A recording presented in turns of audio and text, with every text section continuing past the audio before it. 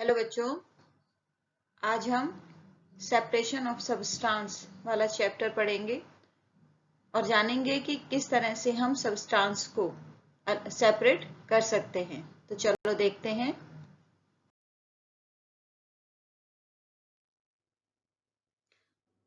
देखो बच्चों, इस पिक्चर में आप देख रहे हैं कि स्टेनर की हेल्प से जो चाय है उसमें से चाय पत्ती या जिसे हम टी लीव्स कहते हैं इंग्लिश में, उन्हें सेपरेट किया जाता है।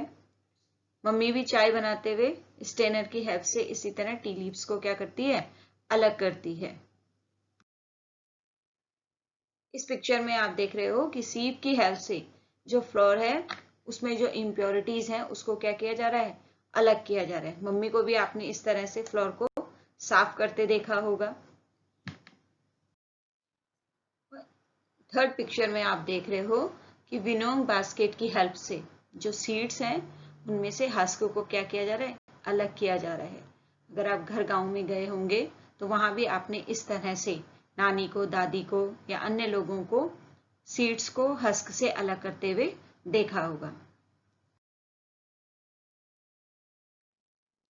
तो देखा बच्चों आपने कि किस तरह अलग अलग मेथड्स को अपनाकर जो सब्सटेंस हैं उनको क्या किया जा रहा है, सेपरेट किया जा रहा है। लेकिन अब आप सबके माइंड में भी ये बात आ रही होगी कि क्यों हम सब्सटेंस को सेपरेट करते हैं। नंबर 1 है to separate two different but useful components. इसका एग्जाम्पल है जैसे churning milk to obtain butter. आपने देखा होगा दादी, नानी, मम्मी घर में क्या करते हैं, पुरानी क्रीम से या फिर दही से क्या निकालते हैं, मट्ठा अलग निकालते हैं जिसे हम इंग्लिश में बटर मिल्क बोलते हैं, और उससे बटर को क्या कर देते हैं, अलग कर देते हैं। तो ये भी क्या है, एक एग्जाम्पल है किसका, to separate two different but useful components. Second है to remove non useful components. तो जैसे आपने देखा कि मम्मी ने क्या किया, स्टेनर की हेल्प से जो टी थी उसमें से टी लीव्स को सेपरेट कर दिया। तो वो क्या वो एग्जाम्पल है किसका, to remove non useful components. And third है टू रिमूव इम्प्योरिटीज और हार्मफुल कंपोनेंट्स। इसका एग्जाम्पल है to separate stones from rice. Mummy क्या करती है, चावल बनाने से पहले जो सूखे चावल है उनमें से या तो उसमें पत्थर होते हैं या कीड़ा हो गया या कुछ भी चीजें जो क्या है आपकी बॉडी के लिए हार्मफुल है, उनको क्या करती है, हटाती है। तो आपने देखा कि इन 3 रीजन्स के कारण जो सेपरेशन ऑफ सब्सटेंस है वो क्या हो जाता है, इंपॉर्टेंट हो जाता है। तो बच्चों अब हम डिस्कस करेंगे उन सिंपल मेथड के बारे में जिनसे हम सब्सटेंस को क्या करते हैं, सेपरेट करते हैं। मेधा, तुम इतनी सैड क्यों हो? गलती से मैंने चावल और दाल एक साथ मिक्स कर दिया और अब मम्मी ने मेरे को इनको अलग करने को बोला है। मैं इसको कैसे करूं? ये तो बहुत इजी है। ये जो बड़े बड़े दाल के दाने हैं, तुम इसको इसके अंदर डाल दो। ओ हाँ, कितने आसानी से देखो ये अलग हो गए हैं। तुमने सही बोला। तो देखा बच्चों आपने किस तरह उन 2 छोटे बच्चों ने राइस और जो किडनी बीन्स थी उनको क्या कर दिया, अलग कर दिया। तो इस मेथड को हम बोलते हैं बेटा हैंड पिकिंग मेथड। तो हैंड पिकिंग मेथड के अगर हम डेफिनेशन देखें तो क्या हुई, the simple process of separating slightly bigger sized harmful substance or other useful substances or impurities from grains by using hands is called hand picking। ठीक है, तो इस तरह के मेथड से हम क्या करते हैं, जो बिग साइज और स्मॉल साइज के जो सीड्स वगैरह हैं उनको हम क्या कर देते हैं, सेपरेट करते हैं। बच्चों, सेपरेशन का जो सेकंड मेथड है वो है आपका थ्रेसिंग। थ्रेसिंग में क्या होता है कि जो पैडी या वीट या और भी किसी चीज के जो स्टैक्स हैं उनको पहले ड्राई किया जाता है और फिर मशीन की हेल्प से या फिर हाथों से भी उनको बीट करके जो उनमें से जो सीड्स है उनको क्या किया जाता है, अलग किया जाता है। आपने अपने आसपास भी इस तरह के चीजों को होते हुए देखा होगा। अगर आप गांव में गए होंगे तो आपने देखा होगा कि जो भी लोग खेती करते हैं गांव में, वो जब फसल को पक जाती है तो उसे घर लेके आते हैं और घर के आंगन में सुखा देते हैं। हमारे यहाँ तो इतने बहुत बड़े लेवल पर इस तरह की खेती नहीं होती है, और उसको फिर किसी डंडे की हेल्प से उसको बीट करके उसमें से जो सीड्स हैं उनको अलग किया जाता है। तो इस मेथड को हम बोलते हैं थ्रेसिंग। तो हम कह सकते हैं कि थ्रेसिंग क्या है?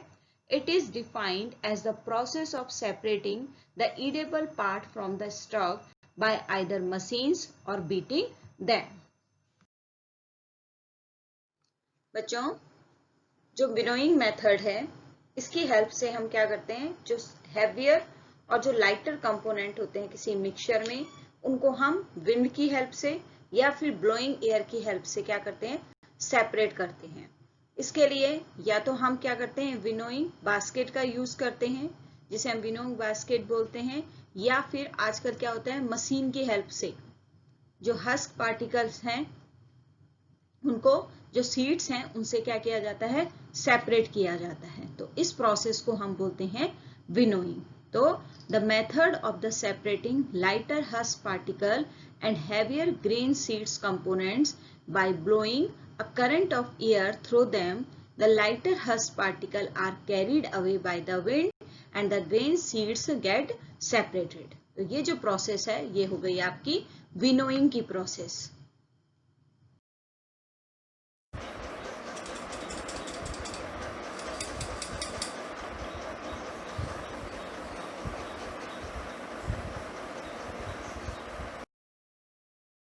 तो इस वीडियो में आपने देखा बच्चों किस तरह से जो सीड प्लेट थी उसकी हेल्प से जो फ्लोर था उसमें अगर कोई हस्क या छोटे स्टोन्स वगैरह रह गए थे तो उनको अलग कर लिया गया, और अब जो फ्लोर था वो बिल्कुल रेडी था रोटी बनाने के लिए। ठीक है, तो इस प्रोसेस को हम क्या बोलते हैं, सीविंग कहते हैं। जब हम सीव की हेल्प से जो पार्टिकल्स हैं उनको अलग करते हैं।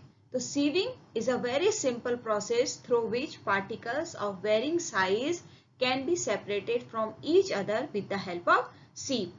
आपने कहीं पर मकान बन रहा हो, वहां पर भी देखा होगा कि जो सैंड होती है, अगर उसमें कुछ पेबल्स हैं या स्टोन्स हैं, तो उनको भी इसी तरह इस सीव मेथड से क्या किया जाता है, अलग किया जाता है। तो इस तरह आपने देखा कि कैसे हैंड पिकिंग, थ्रेसिंग, विनोइंग और सीविंग मेथड द्वारा हम चीजों को सेपरेट करते हैं। हाय, हेलो एवरीबॉडी। तो आज हम आपको बताएंगे कि हम मडी वाटर को क्लियर कैसे कर सकते हैं। तो ये मैंने एक मडी वाटर का ग्लास लिया और इसको थोड़ी देर ऐसे ही छोड़ दिया। तो आप देख सकते हैं नीचे पे जो मड के बिग पार्टिकल्स थे वो नीचे बैठ गए और ऊपर पे स्मॉल पार्टिकल्स रह गए। अब हम इस ग्लास का पानी, अब हम इसको पोर करेंगे, पर अभी भी इतना क्लियर नहीं हुआ है, तो अब हम इसको फिल्टर करेंगे। और फिल्टर करने के लिए हमें चाहिए एक फिल्टर पेपर। और वैसे ये होता तो फनल से, बट हम पे फनल थी नहीं, इसलिए हमने स्ट्रेनर यूज किया है।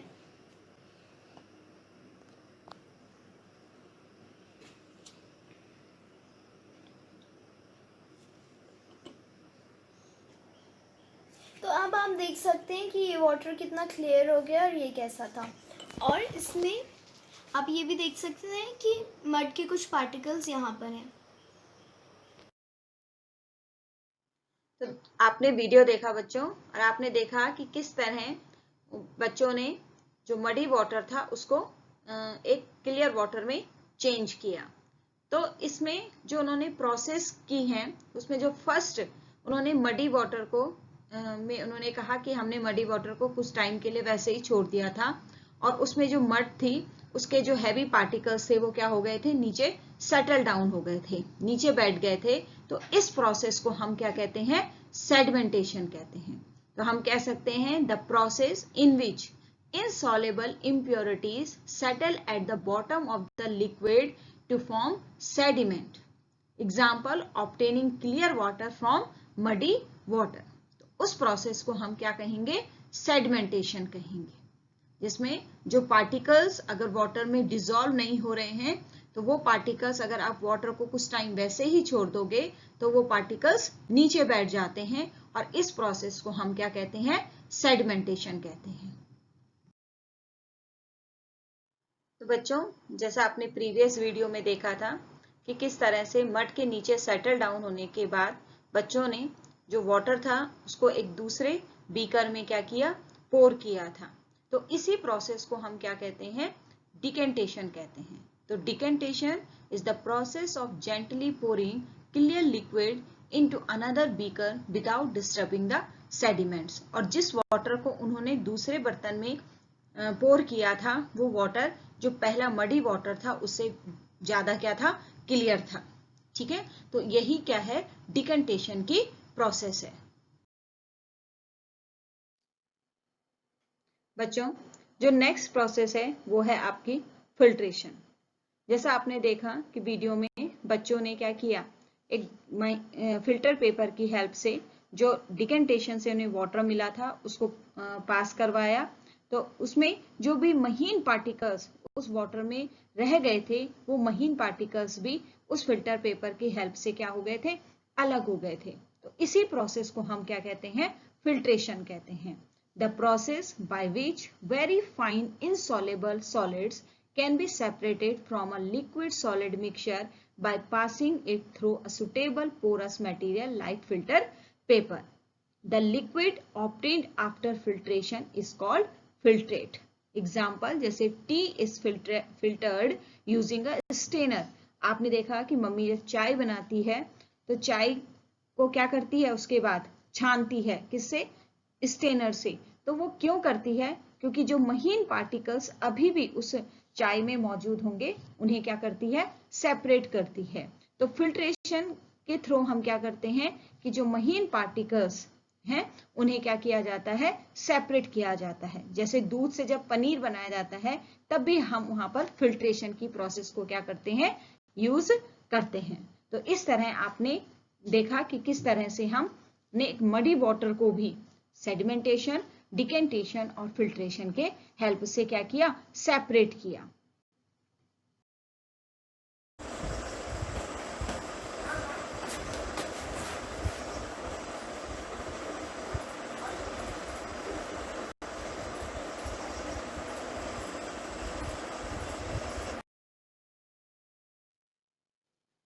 तो बच्चों, अभी आपने वीडियो में देखा कि जैसे जैसे हम उस वाटर को क्या कर रहे हैं, गर्म कर रहे हैं, तो वाटर जो है वो वेपर में चेंज हो रहा है।